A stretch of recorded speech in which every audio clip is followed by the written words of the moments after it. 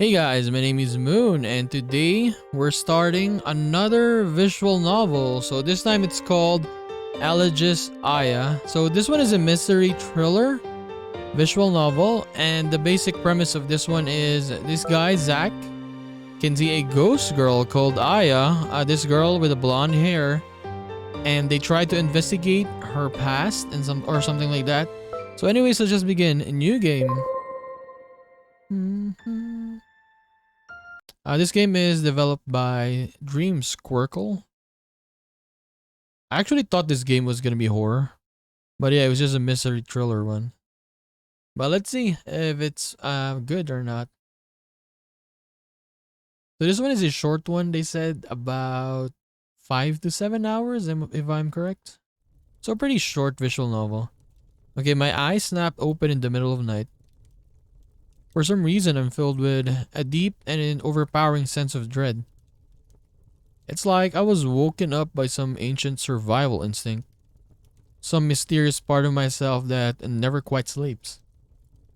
My heart pounds and I know without a doubt, something is terribly wrong. I don't even know what at first, but the smell.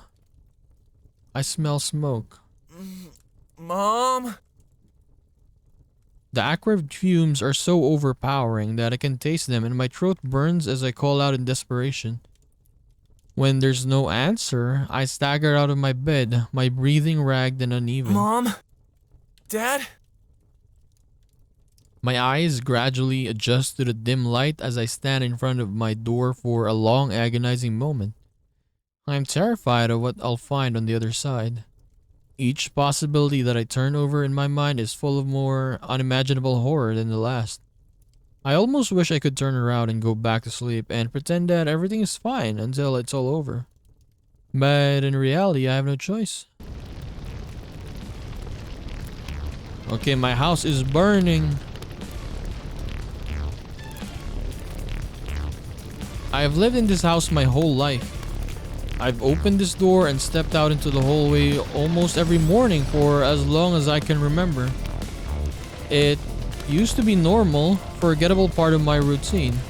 The most emotion I ever felt as I crossed the threshold was annoyance that I had to get up early for school, or enthusiastic about my other plans on the weekends and holidays. Now I watch in abject dread as leaping flames consume everything I always took for granted. Heart hammering even more rapidly in my chest. I shake myself out of my shocked stillness and race down the hall. Mom! Dad!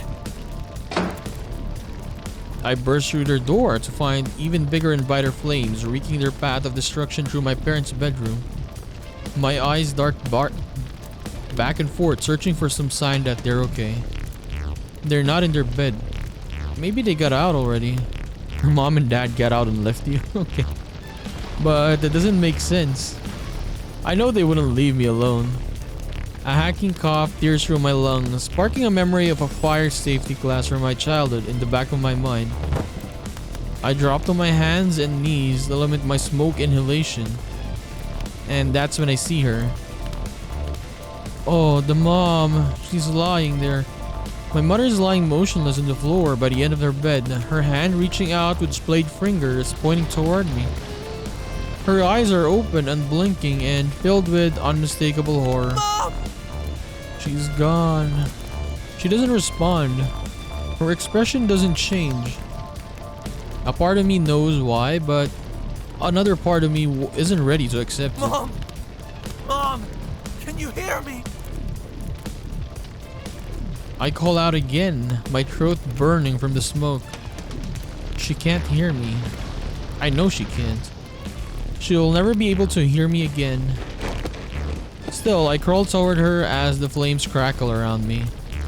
But before I can make it very far, I find myself knocked flat out on my face. My back is in searing pain and I've been dwindled by the impact of whatever decaying piece of my home just struck me down. I flail hysterically to free myself. One desperate lunge to the side brings me face to face with my father. His unchanging expression, just as twisted and horrifying as my mother. Dad? Where's the dad? I can't see him. Is he here? I don't have the strength to shout anymore. The word comes out as a rasping, barely audible cry. They're gone. Both of them. The people who've been taking care of me my whole life. The people I instinctively ran to for help the moment I knew something was wrong. They can't save me, and I can't save them. I have a vision of my happy childhood memories shattering like glass as I watch the flames reflected in the cold, lifeless eyes of my father. And then a chunk of flaming debris hit the floor between us, and I scrambled backwards in panic. The knowledge that my parents won't be getting out of here feels like a vice around my heart, but I don't have time to grieve. I have to get out of here before I join them. Back in the hallway, the fire is moving quickly, destroying more and more of the upper floor of the house as I search for an escape. The stairs are out of the question. They are already crumbling to pieces as the flames consume them. I recklessly shoulder my way through the least damaged door I can see, hoping to make a break for it out of a window. I find myself in the spare room where I used to sit on an old couch and play video games with my friends when we were kids. Those memories flood my mind as I fumble with the window latch, the heat of the still spreading fire at my back. I groan as I heave at the window, unable to slide it open. Of course. This window was always sticking, making it impossible to let a breeze in here during summer. It's the worst possible room I could have picked. But that immovable window is still my best option. I take a few tentative steps backward, gasp in a deep breath of the smoky air, and jump. Dude, why didn't you open the window?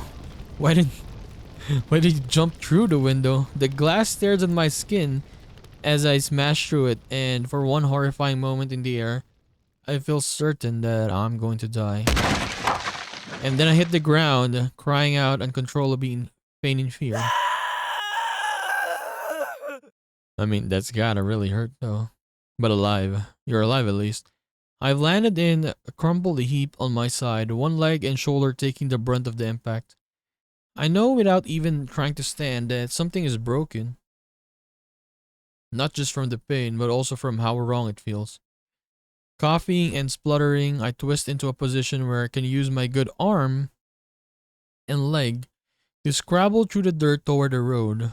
As I inch forward, an overwhelming wave of exhaustion hits me, and it becomes even harder to force myself to go on. I hear a faint siren in the distance. There might be hope for me after all. At least you're alive, Mr. Zach. But your parents are gone. I'm sorry.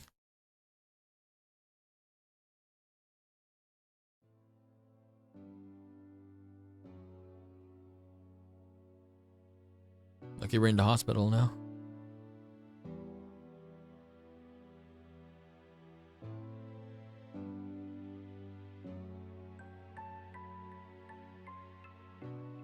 I wake up in a hospital bed, but I don't know if wake up is even the right term for it.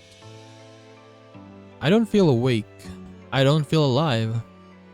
For what must be at least a few days, I drift in and out of consciousness, barely aware of what's happening, and even when my eyes are open. Okay, let me go to the settings.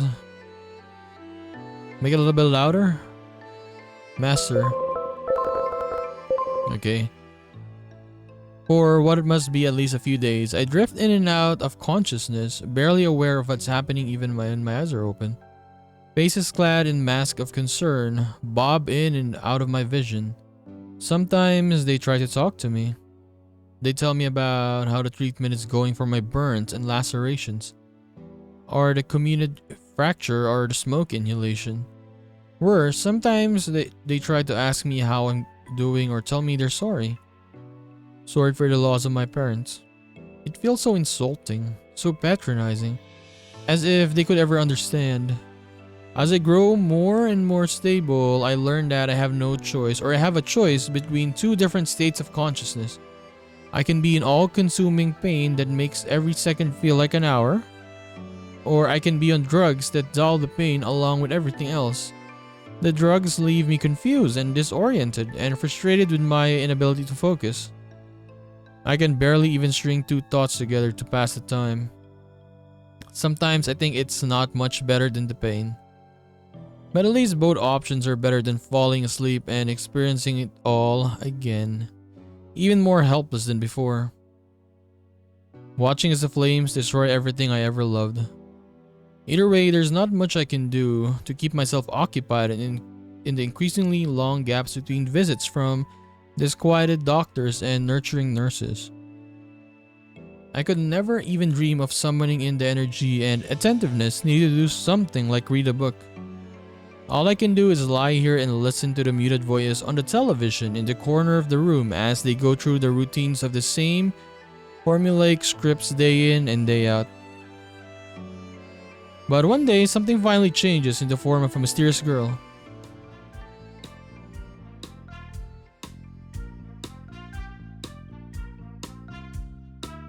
What is this? What is this again? Jeopardy? What is this, Jeopardy?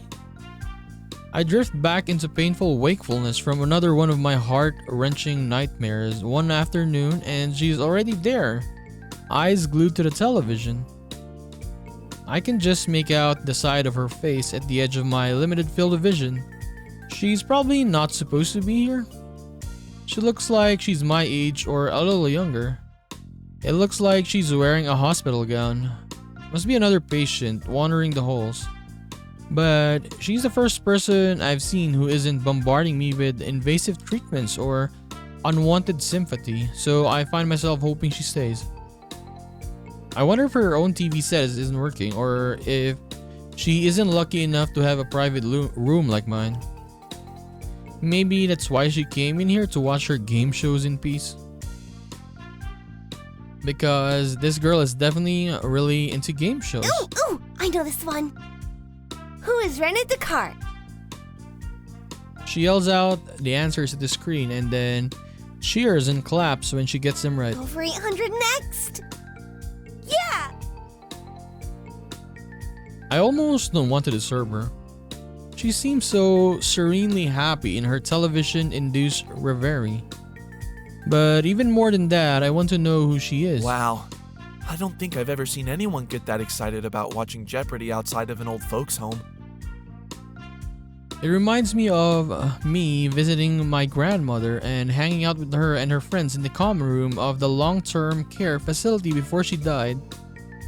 That might be the first happy memory I've thought about since I've been here. My fleeting happiness fades when the girl turns to face me, her lips parted in obvious shock. That thoughtless comment probably offended her. Of course it did. The first person I might be able to have a real conversation with in this place, and I messed it up. Nice going, Zach. But then, to my obvious surprise, her lips curl into a bemused smile as she finally addresses me directly. Did you just call me old? Sorry. I didn't mean it as an insult. It's just, my grandmother used to yell Jeopardy answers at the screen just like that. The girl laughs. So I remind you of your grandmother. I don't know if that's helping your case here. No, I mean, yes, but in a good way. My grandmother was cool. She was cool. So I'm old, but at least I'm cool? Okay, I'll take it. She grins at me before skipping over to my bed. I worry for a moment that she's going to sit too heavily and jostle my broken leg. But she must have been careful because I don't feel a difference at all as she perches on the corner. What's your name? I'm Aya. Zach. Nice to meet you, Zach. She looks me up and down. Having seen my reflection lately, I can only imagine the patchwork of burns and bandages that greets her. What happened to you? Lose a fight with a bear or something? I can joke along with her, tell her the truth. Just tell her the truth. I wish. Actually, my house burned down. I barely escaped through a window. Aya's face falls. Oh, I'm sorry. There it is. Another meaningless apology. But unlike everyone else, so far she snaps back to smiling almost immediately. But I'm glad you made it out. And you seem like you're getting better already. You'll be out of here in no time. I'm grateful for the change of topic. Yeah, I hope so. What about you? Why are you in here? Are you kidding? The hospital is the coolest hangout spot in town. Why? TV, free food. What else could a girl ask for? Yeah, if it's free. But if it's not free, hell no. I chuckle. I guess she doesn't want to talk about it. I don't want to talk about the fire much either, so I sympathize. I can help but wonder what the truth is though. She doesn't look obviously sick or injured, and she seems to be running around the place freely without a care in the world. Maybe she's being treated in the psych ward for mental illness. She'd be the cheeriest mental patient I've ever heard of, but I guess you never know what is really going on with someone deep down. So what do you like to do, Zach? When you're not in the hospital, that is. Wow. What do I like to do? It's been so long since the last time I could just hang out at home and do whatever I wanted. It's like it was another lifetime. I can barely remember how it felt. Video games? Aya gasps in awe as if that isn't the most boring answer I could possibly have given her. I love video games! I miss playing them so much! You'd think someone would have hooked up a console to one of the TVs in here, but no! What kind of games do you like? RPGs, I guess. Oh, I like RPGs as well. JRPGs. And some first-person shooters. Hmm. Oh, and I love a good horror game. I basically love everything. My friends and I used to stay up late when we were kids playing the scariest games we could find. And we were making fun of each other if anything made one of us jump. Oh! Did you ever play Maurizio's Manor? Maurizio's Manor? What's that? That's one of my favorites. Yeah, that's a classic! How did you feel about the remake? I know some people didn't like the changes, but I thought it was still pretty good. There's a remake? She doesn't know because she's dead. Okay. Yeah! It came out a couple years ago. No way, I can't believe I missed that! You'll have to try it when you get out of here. Hey, and maybe we could play together. Yeah, maybe. Aya's tone flattens completely from her early enthusiasm. Maybe she's not really that interested in the game after all. Well, what about you? What other hobbies do you have? This seems to cheer her up. Reading! I really miss reading too. Don't you have any books to read here? Not exactly. Aya leans toward me and lowers her voice, wiggling her fingers in a dramatic gesture of mystery. They say there's a library somewhere in the hospital, full of all kinds of books, where patients can borrow whatever they want. You can take a whole stack of books back to your room with you and no one will stop you. But no one knows where it is. It's not labeled on any of the hospital maps. And no one who's tried to find it has come back to tell the tale.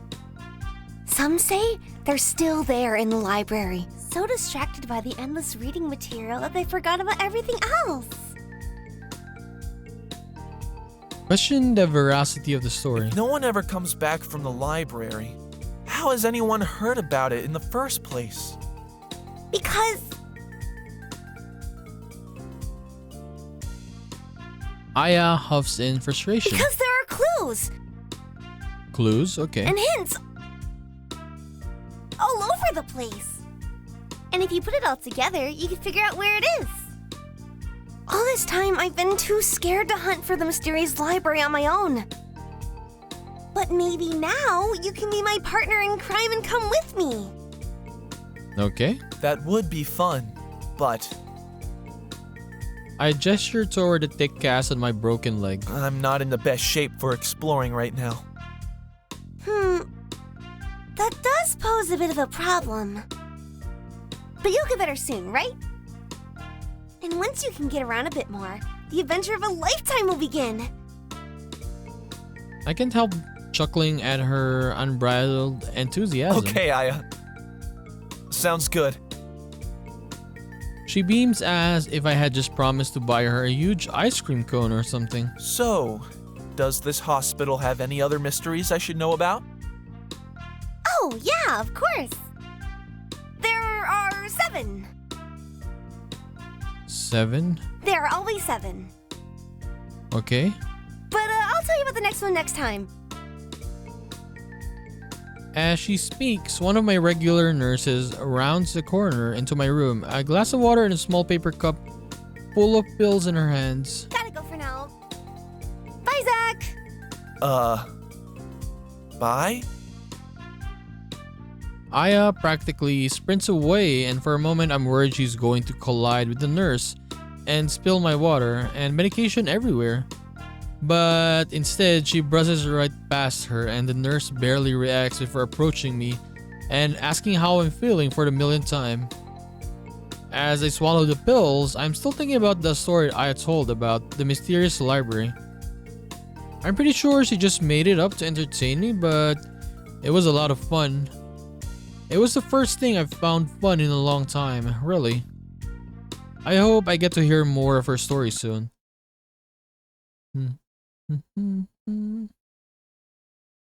Wonder what happened to Aya, by the way. What is her backstory?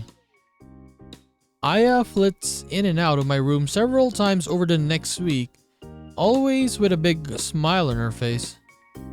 Sometimes she tells me more tales about the hospital's mysteries, and sometimes we just watch TV for a while. But either way, I'm always glad to see her.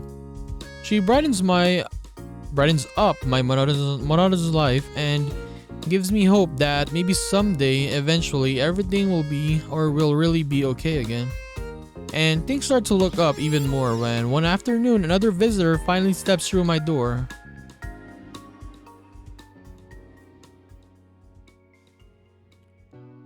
Hey, kid. Who's this? She's an artist. Aunt Claire! Aunt Claire. My aunt tosses a duffel bag on the floor and rushes to my bedside. Can I hug you or... I lean toward her and reach my arms out as best as I can, and she gives me a tight squeeze. I never used to like hugs that much, especially not from my family. It gets a little embarrassing once you're a teenager. But it feels like it's been forever since anyone touched me for any reason other than medical treatment. I'm pleasantly surprised by how warm and comforted I feel. It's even enough to make the back pain worth it. I'm so sorry I couldn't be here earlier. I got on the first flight as soon as I heard. That's okay. You're here now. My aunt is an artist, and she travels all over the world painting different landscapes. It's not out of the ordinary for her to be practically off the grid sometimes when she's working in remote areas. When I was a kid, I got used to her missing most big holidays. But then she turned up out of the blue once in a while with a suitcase full of souvenirs and several days worth of exciting stories of her adventures.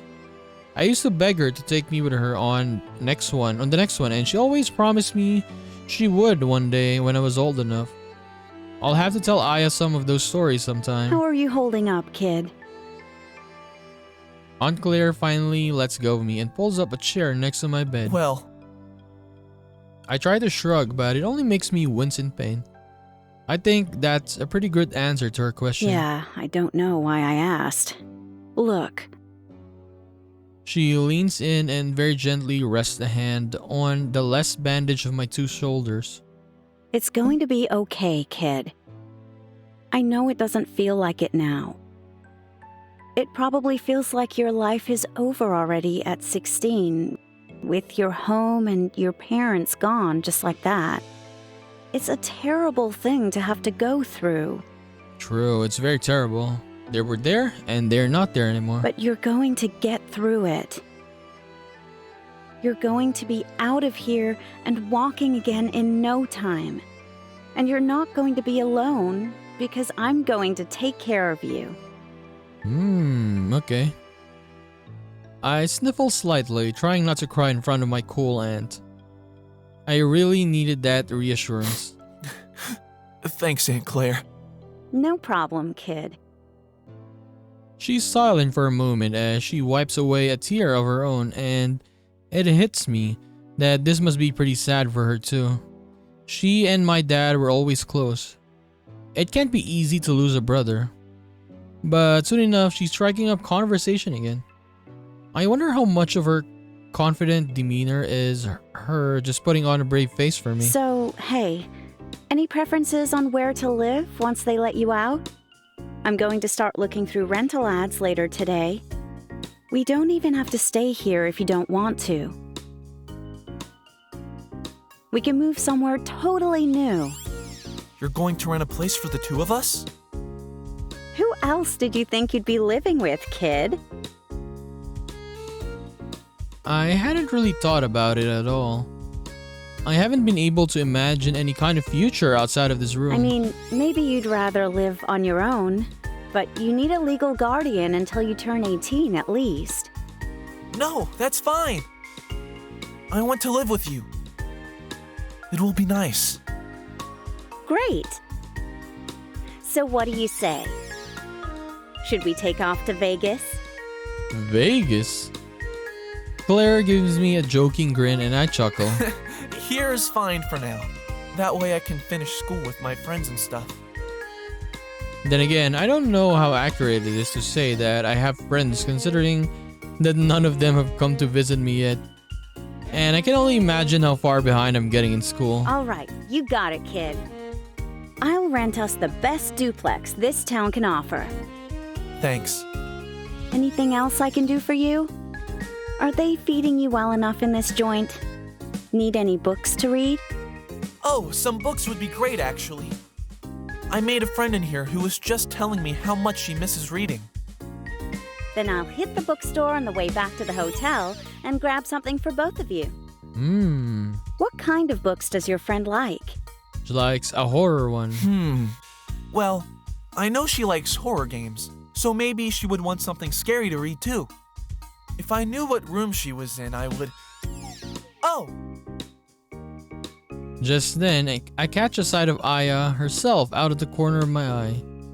She takes one step into the room before shrinking back toward the hallway again, as if she thought better of coming in once she realized I had another visitor. Hey, Aya, wait up!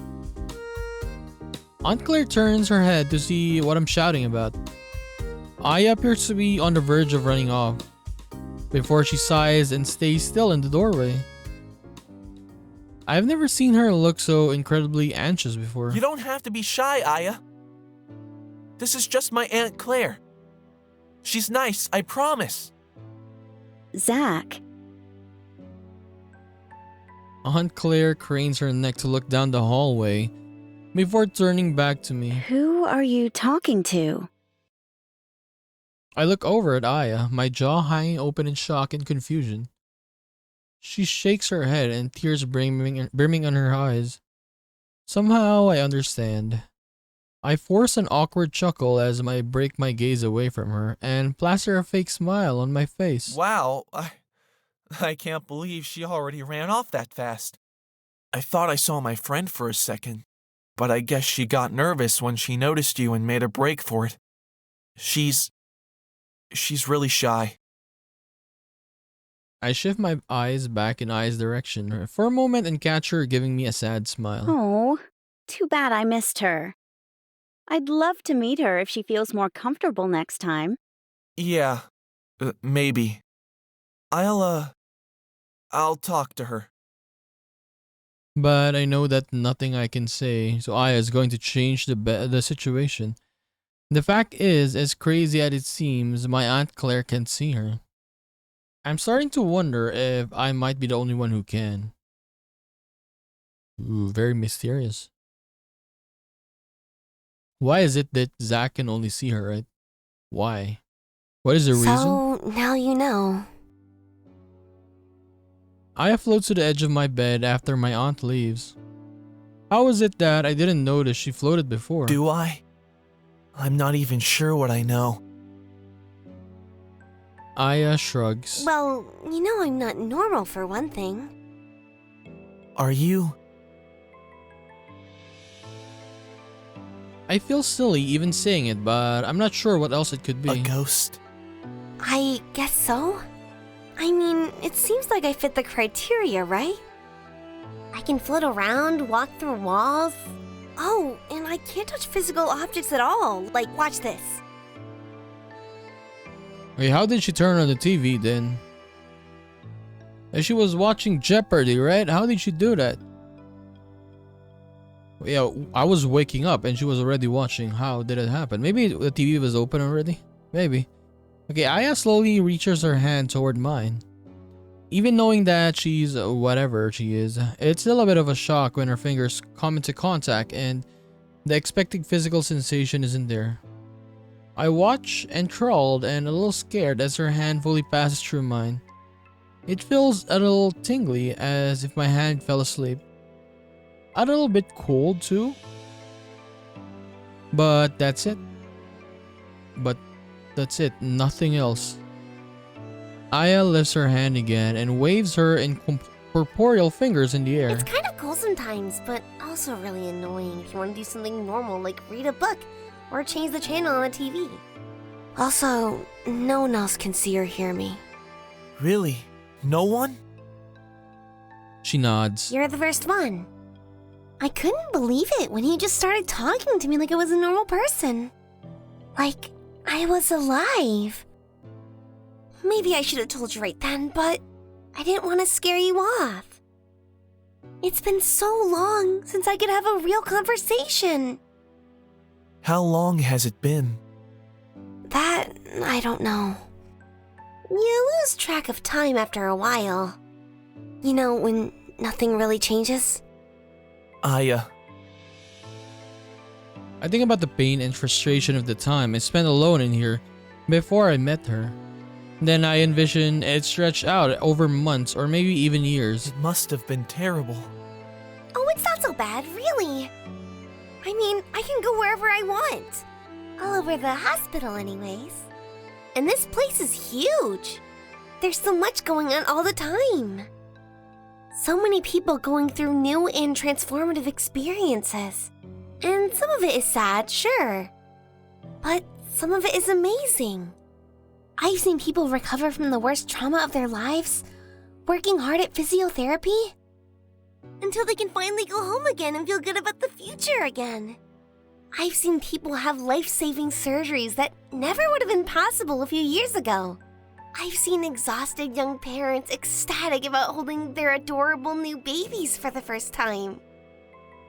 All that, and I can watch as much TV as I want, whenever I want. Really, it's not such a rough deal. Her eyes are aglow as she describes the wonders of life in the hospital. I've never met someone so optimistic before. It must get lonely. Sure, sometimes, but not right now. Aya reaches out as if to place her hand on mine again. All I can feel is a hint of a breeze, but I understand the sentiment. What? I struggled to put together the right words. What happened to you? Before, I mean. Before you were a ghost. You mean like, how did I die? I guess, yeah. That's a really personal question to ask a girl, you know. My mouth flaps open and close as I search for the words to apologize. And then I realize Aya is grinning in amusement. Nah, I'm just messing with you. Truth is, I don't know that either. I don't remember much from before. I have some vague, blurry memories of my childhood, and there's some things that I just know somehow. Like my name. But nothing concrete about what happened to me, no matter how hard I try to think about it. It's like I just woke up here one day. The hospital's all I know. I assume I probably died here since I'm haunting it and all. But really, who knows? She looks wistful for a moment before her eyes light up again. Ooh, maybe I died actually a long time ago, before the hospital was even built. How could you die a long time ago if you know the horror game, right? Maybe she died recently. Who knows? I could be from like Civil War times or something. Civil War? No. You just said you were playing, right? Playing on a console? No. Seems unlikely. But didn't you say you remembered playing video games? Yes. See? Oh, yeah. Damn. I guess they didn't have Maurizio's Manor in the 1800s. Probably not. So, do you still want to be friends? Now that you know my secret and all. Of course. Why wouldn't I? I don't know. Maybe you're super scared of ghosts or something. Do I look scared? Honestly, before I met you, I was starting to feel like I was a ghost myself. Trust me, you're not. I'd know. Good thing you were here to tell me then. Aya flashes me one of her beaming smiles. Friends? Friends. She moves as if to shake my hand, and I do my best to play along despite the lack of my physical feedback. Want to watch some Jeopardy? I'm pretty sure it's about to come on. I carefully reach for the remote on the bedside table. It's gotten a little less painful to do that over the last few days as long as I don't move too much all at once. Of course! I bet I can get more answers right than you can. Yeah, I bet you can. I flick the TV on and settle in for an afternoon of hanging out with my new best friend. No matter how strange and unconventional our relationship might be. We got a new friend.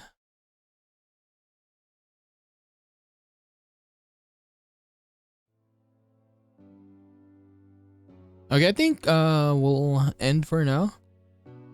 Pretty great introduction to the story. So basically Zach and Aya met. So yeah, I can really tell if the story's gonna be great or not because yeah, we just started, and we also met our aunt. So by the way,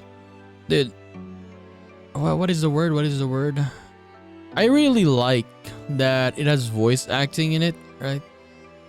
I mean, sure, there's some parts that's not voice acted, like the narration. What is it called? Zach thinking his thoughts. Yes, Zach's thoughts. But basically, everything has voice acting. That's very good. Or maybe it's just gonna be both of them. Who knows? We haven't met the other characters yet. But yeah, I'm grateful for them for doing that. This is just an indie company. Yeah, dreamsquircle or dreamsquircle is a small company. And they made this with voice acting. Yeah, bigger companies have shorter games. But yeah, sometimes you don't even have voice acting. Like I played other games back then. Full game, Square Enix game. Not even voiced even once. Like the game was 30 hours. Dude, no voice, but this one, it has voice. I'm super grateful for that. So if you are here and you actually watch this, yeah, go check them out on Steam. The link is in the description below. Check them out. The game is pretty cheap, like more than $10. But yeah, with voice acting and all, that's a pretty great deal. So let's continue this in the next episode. So I'll just see you then, guys. Bye bye.